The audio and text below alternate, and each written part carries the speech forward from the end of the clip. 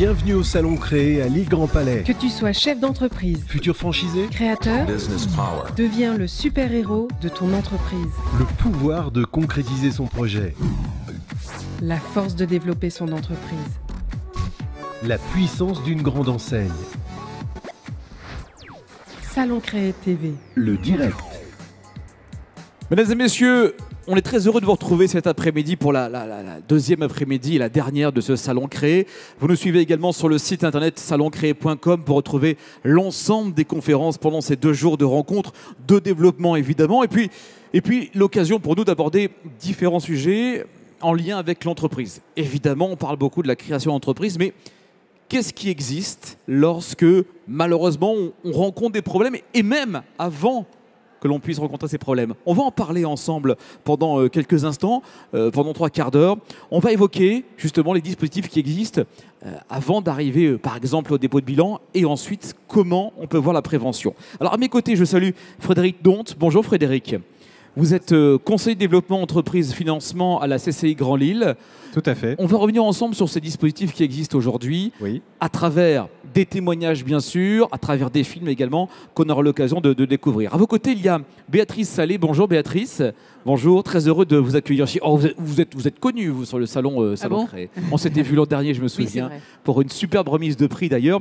Béatrice, vous êtes à la CCI Grand Lille et nous on va revenir un petit peu sur ce qui existe pour prévenir Oui. la catastrophe en gros. Oui, je recadre un peu. J'ai une vie de chef d'entreprise et je pilote en tant qu'élu une commission qui travaille sur les outils à produire pour cadrer un peu et pour informer les dirigeants sur ce qui existe en termes de dispositifs. Eh ben justement, on aura l'occasion d'en reparler ensemble. Claude Bigot, bonjour Claude. Vous faites partie de 60 000 rebonds, c'est bien ça? Oui, c'est ça, 60 000 rebonds. Alors, c'est une structure, c'est quoi? C'est une association? C'est une association et dont le but est d'aider les entrepreneurs en rebond, c'est-à-dire ceux qui ont déposé le bilan en liquidation judiciaire à redémarrer. La tâche n'est pas facile. Non, parce que ce sont des gens qui ont subi un traumatisme, Voilà. il n'y a pas d'autre chose. Ouais. On peut parler véritablement de traumatisme. On sera avec vous d'ici quelques instants. Hervé Mazur, bonjour Hervé. Vous êtes créateur et dirigeant chez HM Stand. Tout à fait. C'est bien ça. Vous avez été victime, si je puis dire. Vous avez vécu ce traumatisme dont on parlait il y a un instant. Oui, tout à fait. Mon parcours est un parcours de chef d'entreprise avec de la réussite et puis des fois l'échec. Et au travers de l'échec, le rebond. Bon, on va voir justement comment on peut rebondir, parce que c'est important, hein, Frédéric, de le dire. L'idée réellement de cette rencontre, c'est de savoir comment on rebondit, que tout n'est pas une fatalité et qu'on peut évidemment s'en sortir parce qu'il y a des personnes qui nous accompagnent. À vos côtés, il y a également Christine Lecomte. Bonjour Christine, merci d'être... Bonjour. Vous êtes bien installée Christine, ça va? Très bien. Vous êtes déléguée Hauts-de-France Second Souffle, vous accompagnez ces chefs d'entreprise. Oui, alors, Second Souffle accompagne l'entrepreneur qui a vécu une liquidation dans son repositionnement professionnel, qu'il soit entrepreneurial, salarial ou sous une autre forme. Donc nous, notre action, c'est vraiment de valoriser l'expérience professionnelle et entrepreneuriale comme une source de compétences à valoriser. Bien, soyez la bienvenue et vous allez nous expliquer Merci. un petit peu quel est votre travail. On verra quelques témoignages D'accord. également d'ici quelques instants. Laurent Grand-Guillaume, bonjour Laurent. Bonjour. Vous êtes vice-président Fondation Travailler Autrement. Présentez-nous en quelques mots cette fondation. En fait, cette fondation, elle est spécialisée sur l'ensemble des nouvelles formes d'emploi qui permettent de concilier l'indépendance, la liberté et aussi la sécurité et les protections.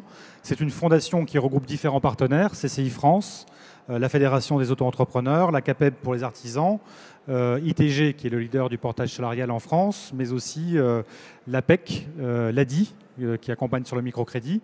Et donc on va présenter par exemple au mois d'octobre une étude comparative sur les systèmes d'assurance chômage en Europe pour les indépendants. Et donc ça va permettre de pouvoir comparer les différents modèles dans un moment où on débat de ce sujet en particulier. Bon, en tout cas, soyez le bienvenu. Alors l'idée n'est pas de noircir le tableau. Évidemment, il existe des défaillances en termes d'entrepreneuriat. On va l'évoquer bien sûr, mais il existe aussi des dispositifs qui vous permettent justement de pallier ou de prévenir ces défaillances.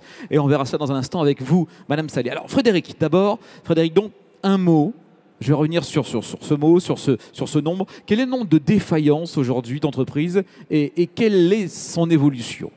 Alors, c'est important hein, sur un lieu comme le Salon Créé de parler effectivement des aventures qui parfois se terminent mal. Pourquoi ? Parce qu'on s'aperçoit que le premier frein à la création d'entreprise, c'est la peur de l'échec. C'est vrai qu'on a une image ici dans nos pays en France. On se dit l'échec, on va être marqué, on a peur d'échouer. Et c'est vrai qu'il y a des études qui ont été faites qui montrent qu'en France, pourquoi vous ne créez pas, quand on pose la question à une tranche d'âge qui est 20-30 ans, pourquoi vous ne créez pas, ils disent, à 40%, ils répondent parce que j'ai peur d'échouer. Alors que dans des pays anglo-saxons, comme aux États-Unis, ce taux il tombe à 30% et dans certains pays d'Afrique à 10 ou 15%. Ça veut dire qu'on n'a pas peur d'échouer, donc on n'a pas peur de créer. Donc il faut qu'on change l'image de l'échec pour favoriser la création de l'entreprise. C'est une expérience de vie, hein. On aura des témoignages et on aura...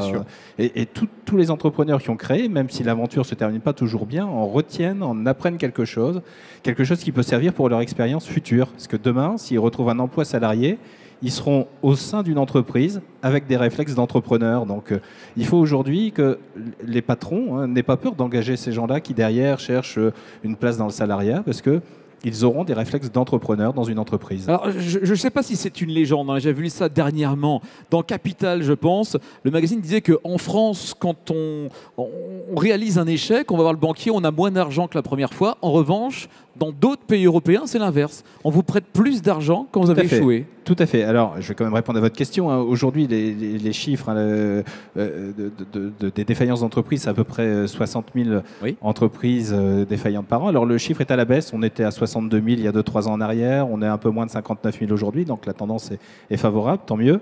Mais c'est vrai qu'effectivement, tous ces gens qui, à un moment, ont pris un risque et ont fait vivre l'économie. On a des entrepreneurs qui ont exploité 10, 15, 20 ans, des entreprises où on avait 10, 20, 100 salariés et qui, parce que le marché se retourne, un concurrent arrive agressif, ont des difficultés, mais ils ont des richesses en eux, ils ont contribué à un développement économique. Et donc, effectivement, il faut que, là encore, les banquiers ne retiennent pas, ou l'environnement général ne retienne pas uniquement la façon dont ça s'est terminé, donc dans une situation un peu compliquée, mais dans la capitalisation, entre guillemets, des expériences pendant 10 ans, qui ont permis de faire vivre des familles, qui ont permis de faire vivre une économie locale, TVA, impôts sur les sociétés, cotisations sociales, qui ont été versées et qui ont dynamisé le territoire. Donc effectivement, une sorte de reconnaissance et de prise en compte. Tout à fait. Ce qui n'est pas encore tout à fait le cas aujourd'hui. Alors fort heureusement, les choses changent depuis la crise de 2008-2010, parce qu'avant, quand un entrepreneur était en difficulté, son premier réflexe était faire un trou pour y mettre la tête. Il se disait c'est une honte, je ne peux pas en parler.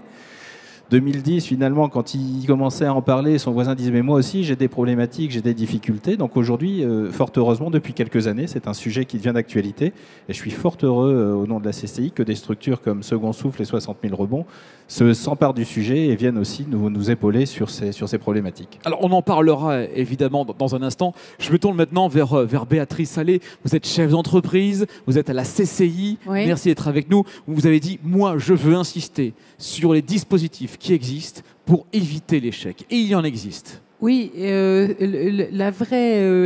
véritable objectif qu'on poursuit aujourd'hui, au-delà de permettre l'identification des dispositifs avec moult guides qui existent et qui finalement ne sont pas forcément très utilisés, c'est de vraiment faire entrer les créateurs d'entreprises dans un process d'acculturation.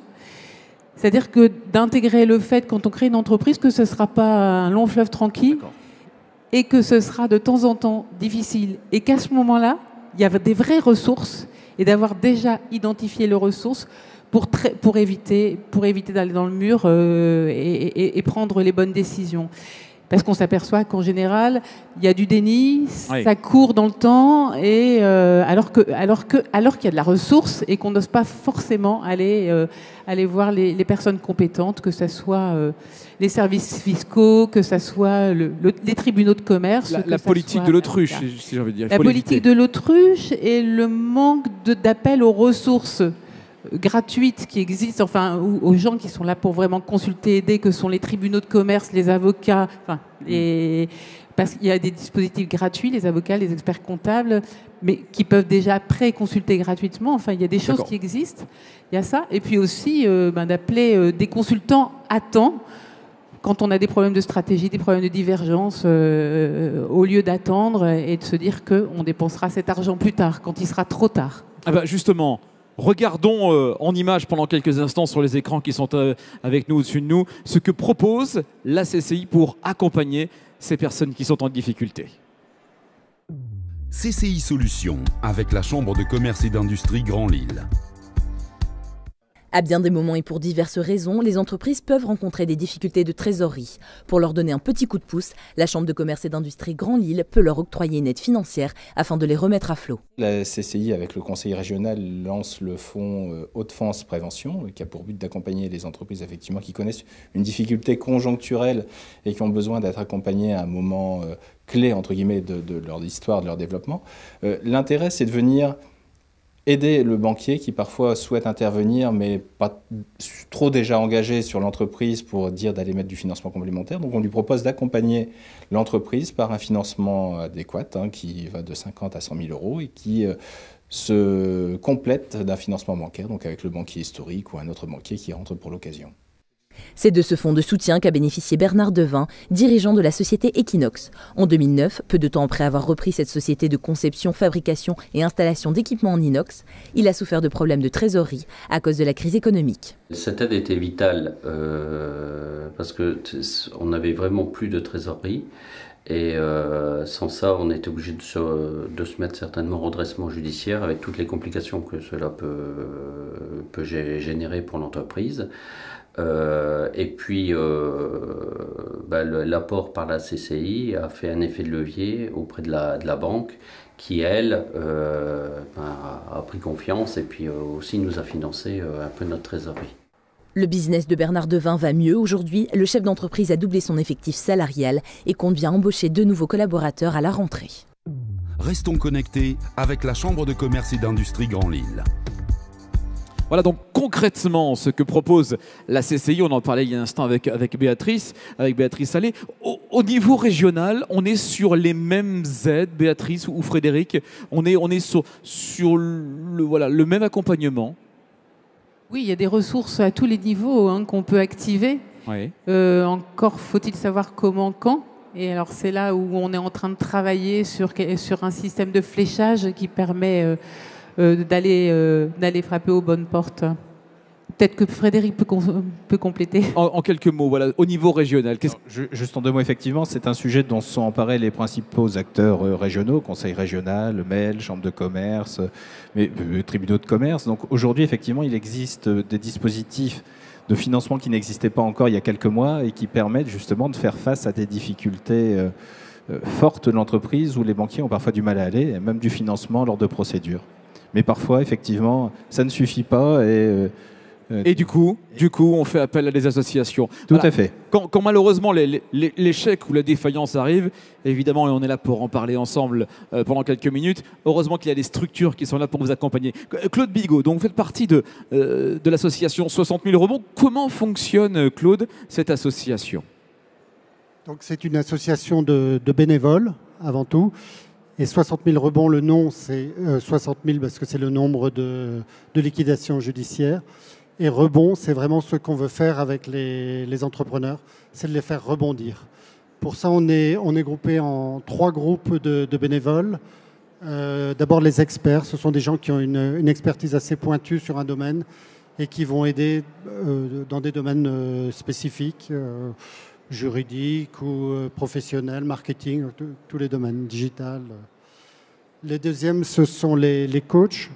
Les coachs, ce sont des coachs professionnels exclusivement qui donnent de leur temps pour aider l'entrepreneur qui a vraiment pris un sacré coup à rebondir au niveau personnel, au niveau humain. Il intervient, le coach, plus en C'est une épreuve, on est d'accord, c'est une épreuve de vie, voilà, une épreuve psychologique même parfois. C'est une grosse épreuve, oui. Et le 3e groupe de bénévoles, ce sont les parrains. Les parrains sont associés à un entrepreneur. Chaque parrain est associé à un entrepreneur pour l'aider à rebondir plus sur l'aspect professionnel et redémarrage de sa vie professionnelle, soit vers l'entrepreneuriat, soit vers le salariat. Et donc, c'est un accompagnement qui dure à peu près 2 ans. 2 ans. 2 ans d'accompagnement, oui. Ce qui n'est pas rien, évidemment. Est-ce que c'est suffisant, 2 ans d'accompagnement ? Voilà. Est-ce que c'est suffisant ? On le pense, oui. Mais des fois, ce n'est pas suffisant. Mais on pense que si au bout de 2 ans, on n'a pas réussi à à l'aider, c'est peut-être qu'on n'a pas fait notre mission, donc on se fixe on se fixe 2 ans comme période d'aide. Voilà. Alors, je posais la question concrètement à Claude il y a quelques instants, à Claude Bigot, comment ça se passe concernant l'accompagnement, les actions qui sont menées. Pour bien vous en rendre compte, regardez en images ce film.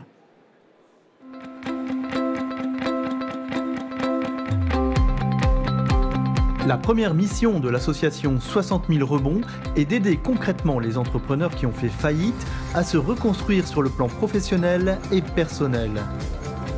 Un public de tout horizon était présent pour le premier forum du rebond. Mon métier, c'est le coaching. Je viens juste de créer mon activité. Fondateur d'une start-up à Aura Technologies. Je suis entrepreneur en rebond. Moi, je suis responsable associative. Je travaille à la Chambre de commerce de Lille. Je suis chef d'entreprise. L'association contribue aussi à faire changer le regard de notre société sur l'échec. Qu'est-ce que j'attends de cette soirée? De voir comment sont accompagnés les chefs d'entreprise qui ont des soucis par rapport à leur activité. Beaucoup d'échanges. Le soutien aux personnes qui connaissent cette partie-là mérite d'être regardé par beaucoup de gens et aidé. Et c'est pour ça que je fais partie de 60 000 rebonds.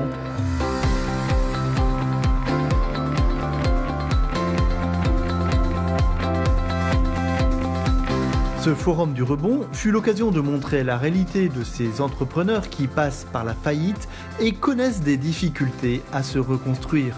Je vous promets des beaux témoignages et des paroles inspirantes qui ont pour vocation de nous transformer aussi, transformer notre regard sur un sujet qui est celui de l'échec. Le forum donna l'occasion d'écouter des témoignages très forts d'entrepreneurs en rebond et de leurs coachs. La banque souhaitait une garantie personnelle, ce que j'ai signé. Donc aujourd'hui, je n'ai pas d'autre choix que de vendre ma maison. Ça n'est pas parce que mon entreprise a échoué que j'ai échoué. On a tendance souvent à s'identifier à son échec. Je ne suis pas mon échec. Simplement, il y a une énergie qui se dégage de 60 000 rebonds, c'est-à-dire à chaque réunion, il se passe toujours quelque chose. Il y a la rencontre en effet d'autres entrepreneurs en difficulté. Et puis des échanges avec les coachs, les parrains. Le coach, il reconstruit l'entrepreneur de l'intérieur et le parrain, il accompagne l'entrepreneur à réécrire un projet professionnel. Le but, c'est qu'il retrouve un boulot rémunéré le plus vite possible. J'étais rentré dans l'association me promettant de ne plus jamais réentreprendre, fort de ce qui m'était arrivé. 2 mois après, j'étais déjà sur un nouveau projet. De grands acteurs de la vie économique, culturelle et sportive ont aussi exprimé leur point de vue. Un dirigeant qui échoue, pour moi, c'est quelqu'un qui a perdu son mode d'emploi. Moi, je pense que pour réussir, il ne faut pas se sentir obligé de réussir. Il faut prendre du plaisir dans ce qu'on fait et dans comment on le fait.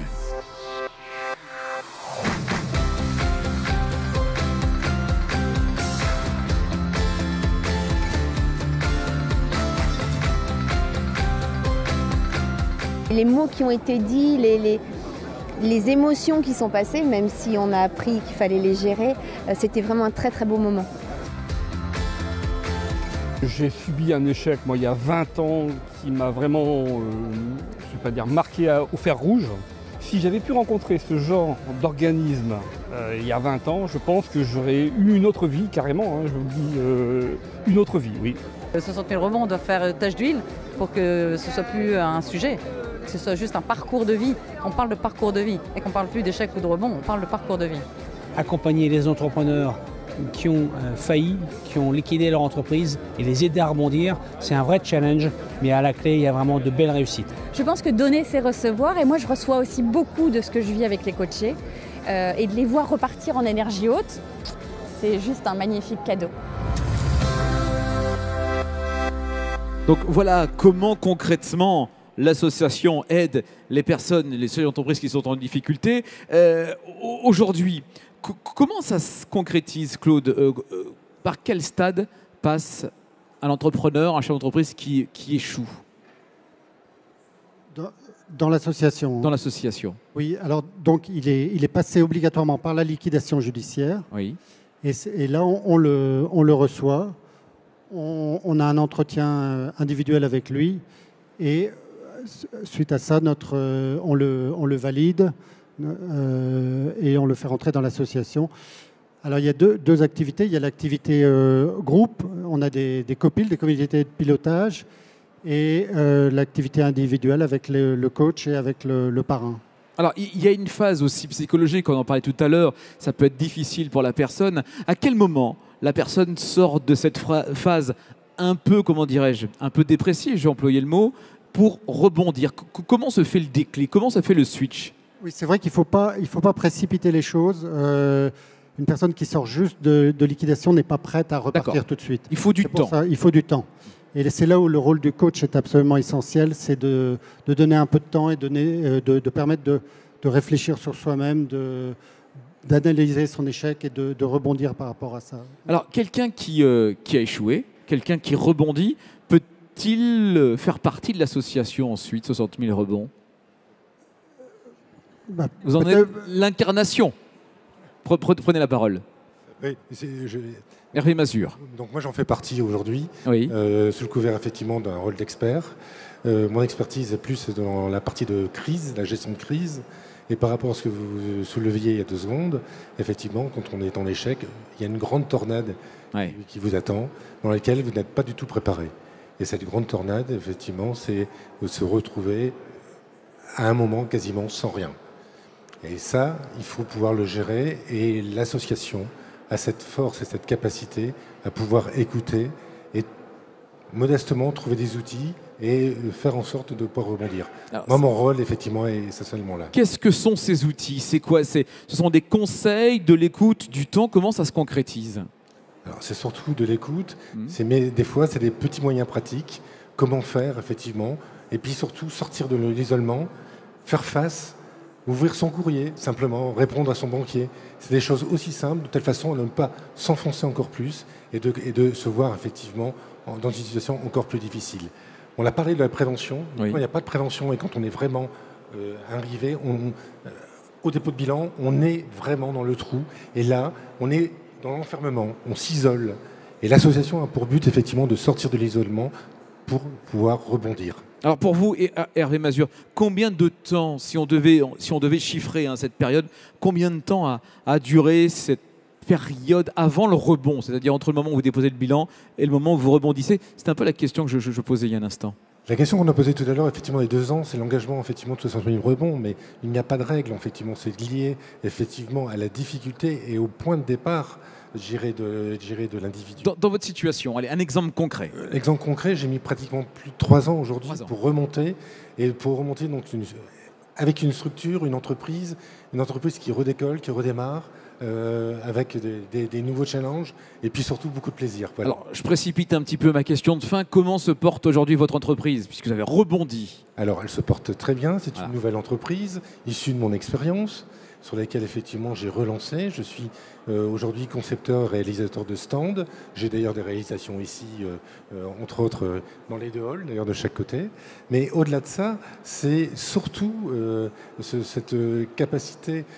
On a quelque part, en tant qu'entrepreneur, toujours cette capacité à vouloir faire, à vouloir créer, à avancer. Mais quand on est effectivement dans le trou, il nous faut la petite étincelle, le petit geste, la petite main, la fameuse main tendue. Vous êtes d'accord avec la phrase de Winston Churchill qui disait en fait la réussite c'est l'échec? Bien sûr, on apprend énormément de l'échec. C'est facile à dire, c'est moins facile à vivre. On ne veut pas l'entendre. D'accord, il faut l'assimiler. Et Dieu sait si c'est vrai. Mais restez à nos côtés. Christine Lecomte, merci de nous accompagner aujourd'hui. Vous êtes déléguée régionale de l'association Second Souffle. Pouvez-vous nous parler un petit peu de la mission de Second Souffle, de resituer un petit peu cette mission? Donc, comme je l'ai dit, Second Souffle, c'est une association créée en 2010 par des entrepreneurs post-difficultés qui ont pour mission d'accompagner leurs pairs, PAIRS, qui vivent un échec entrepreneurial, une liquidation, et à les accompagner dans leur restructuration professionnelle, que ce soit par une nouvelle création d'entreprise, une activité salariale ou tout autre que pourra nous présenter Laurent. Comment vous agissez sur le terrain? Alors sur le terrain, d'abord, notre association s'adresse à tout type d'entrepreneurs, je précise bien, chefs d'entreprise, TPE, PME, profession libérale, artisans, commerçants et sans aucune condition d'ancienneté de liquidation. On a accompagné par exemple un chef d'entreprise qui avait liquidé il y a plus de 3 ans. Donc on accompagne l'entrepreneur au niveau de la compréhension de sa procédure collective. D'accord. Pourquoi? Parce que j'ai moi-même liquidé mon entreprise alors que j'étais juge au tribunal de commerce. Donc vous voyez, on peut connaître les deux côtés du tribunal, de la barre. Donc on les accompagne dans la compréhension de la procédure, le retour à la confiance en soi, qui est le socle personnel, et dans leur projet professionnel par un accompagnement individualisé et une dynamique de groupe. Voilà. Comment rebondissent les entrepreneurs qui sont accompagnés? Est-ce que ça repasse par une période de salariat, par exemple? Est-ce qu'il faut du coaching? Est-ce qu'il faut beaucoup de conseils? On parlait de temps tout à l'heure. Comment ça se passe? Alors nous, ils bénéficient d'un coach certifié avec un nombre défini de séances en fonction de leur situation personnelle. Oui. Parce qu'il faut savoir que quand le chef d'entreprise liquide, il y a aussi l'image de la famille, l'image de la société entrepreneuriale et du monde professionnel. Donc le coach va l'accompagner pour reconstruire le socle personnel, parce que chez Second Souffle, on ne peut pas recréer un projet professionnel sans reconstruire l'homme, l'individu, et définir ses talents et ses vulnérabilités, faire le deuil de l'entreprise, c'est très important. Il y a un travail de deuil à faire. Énorme. Et pour remonter la pente. Et après, il va bénéficier de la compétence d'un consultant RH qui va l'accompagner pour cerner et valider ses compétences. Est-ce que je suis un homme du digital? Est-ce que je suis une DSI? Est-ce que je suis un DAF? Est-ce que je suis un homme de production? Et construire son projet professionnel. Alors, pour illustrer ce que vous dites, 2 témoignages à découvrir maintenant. Le premier, alors le témoin s'appelle Olivier Tranteseau, campus manager d'une école du numérique à Euratechnologie. Regardez le témoignage.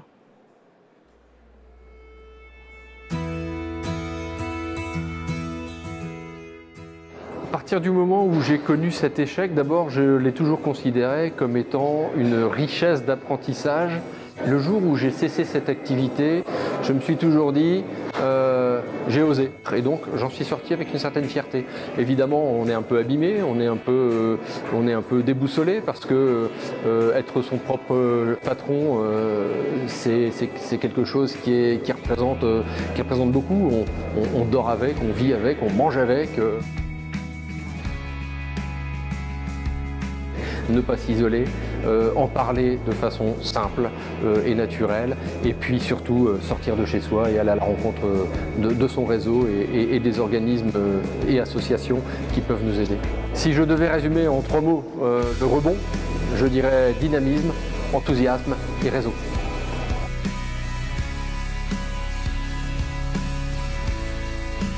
Je fais souvent référence à un livre sur lequel je suis tombé juste après avoir liquidé l'entreprise, qui s'intitule « Les vertus de l'échec », dans lequel est cité un exemple simple de tennismen qui se sont rencontrés à l'âge de 14 ans. Il y a un Français, un Espagnol. Le Français vient de gagner son tournoi et l'Espagnol, lui, est au fond du trou.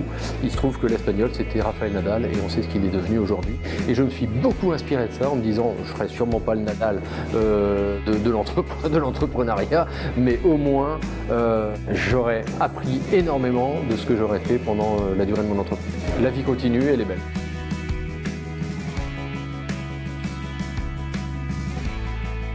Cette phrase de Nelson Mandela, voilà pour le témoignage d'Olivier Tranteseau. Autre témoignage, celui de Jean-Louis Vanet, manager de transition. C'est une autre expérience, un autre rebond. Regardez.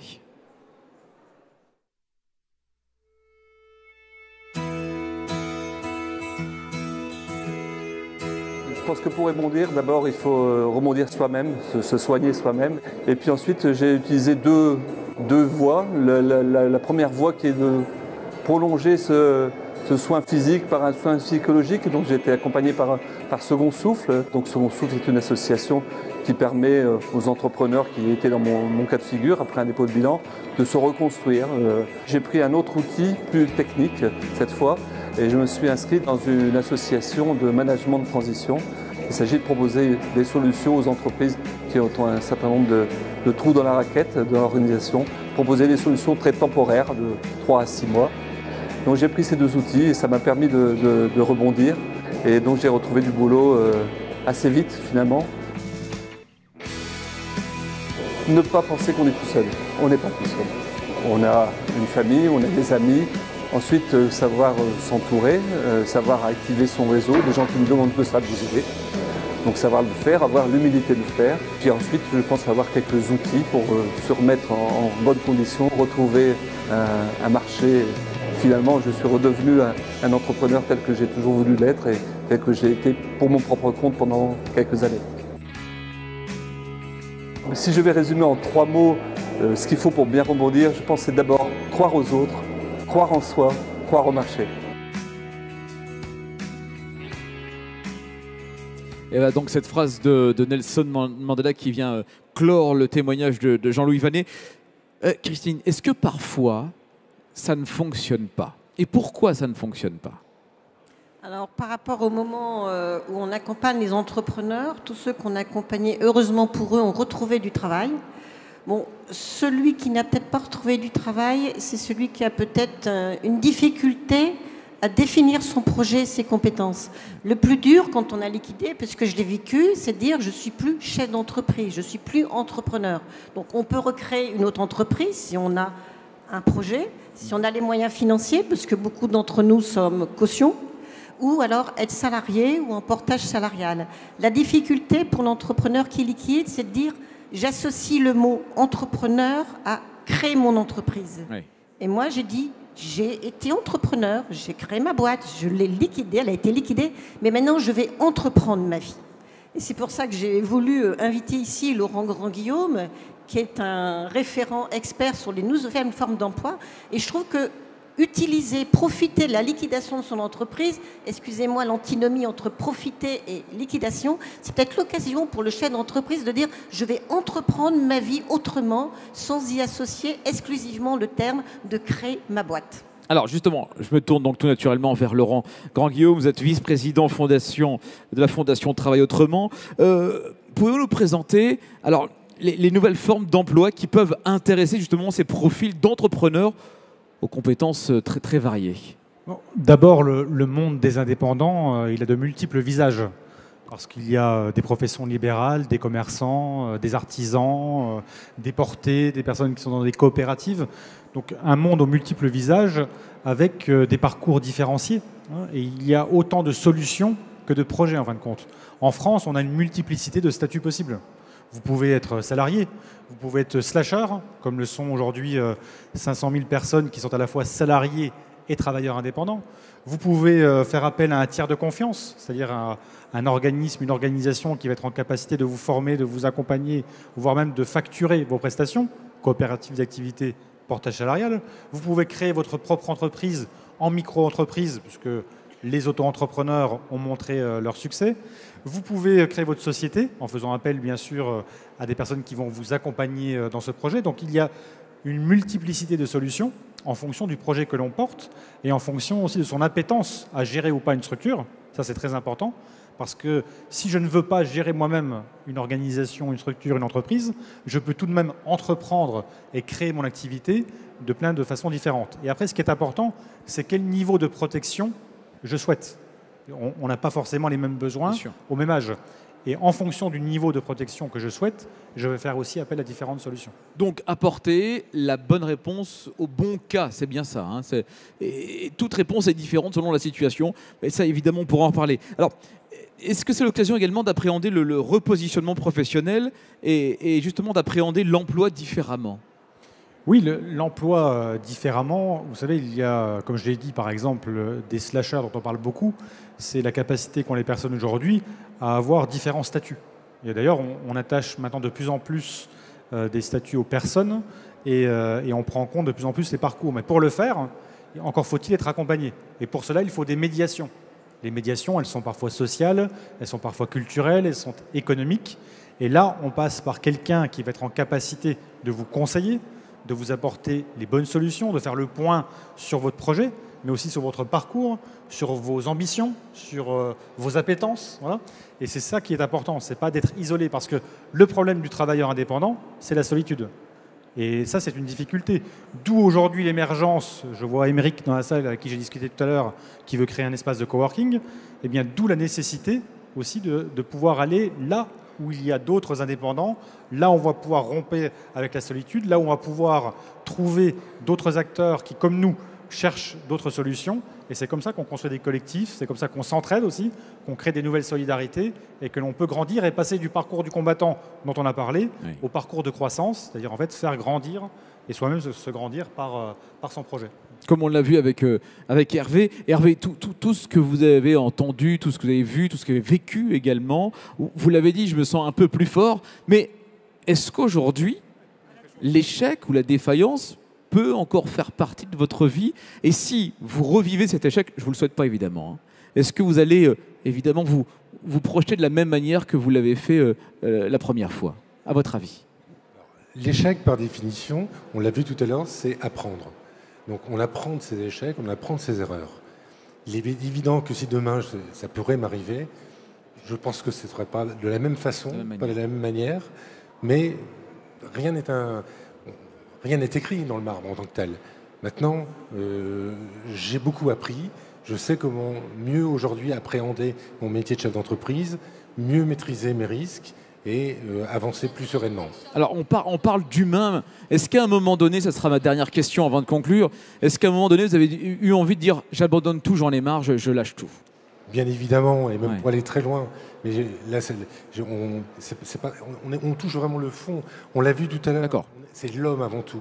J'ai des gens, moi j'ai pas connu l'association avant, même je l'ai connue, mais c'est pas l'association qui m'a fait rebondir. Ce sont des amis chefs d'entreprise qui m'ont tendu la main, qui m'ont jamais lâché, qui ont toujours été présents.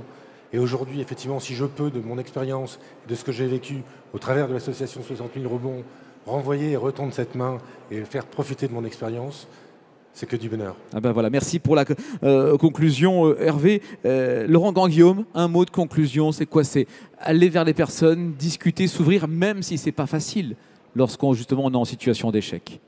Oui, mais c'est de faire appel aussi à des associations, comme cela a été très bien présenté avec Second Souffle ou d'autres.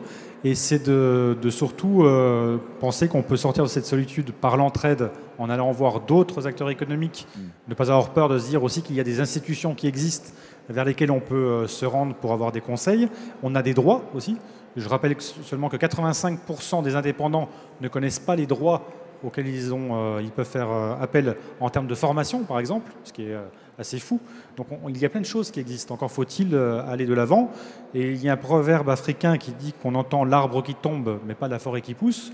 Et donc on est dans un pays où souvent on parle de l'échec, on parle des difficultés, mais il y a ici dans cette salle sans doute des centaines de personnes qui sont en train de créer des activités, de prendre des risques, d'aller de l'avant, et c'est cela qu'il faut mettre en avant, et c'est ce que vous faites aujourd'hui, donc bravo pour cette belle initiative.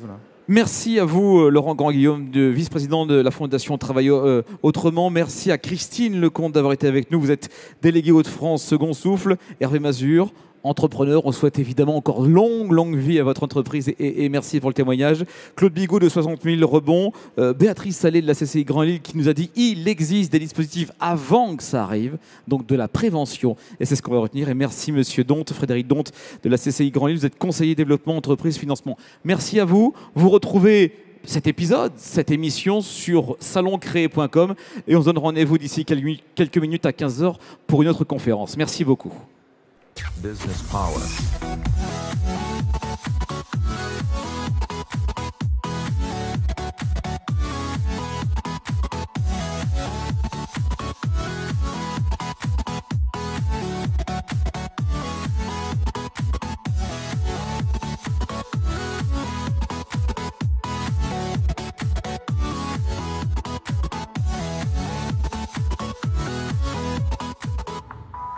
Business Power.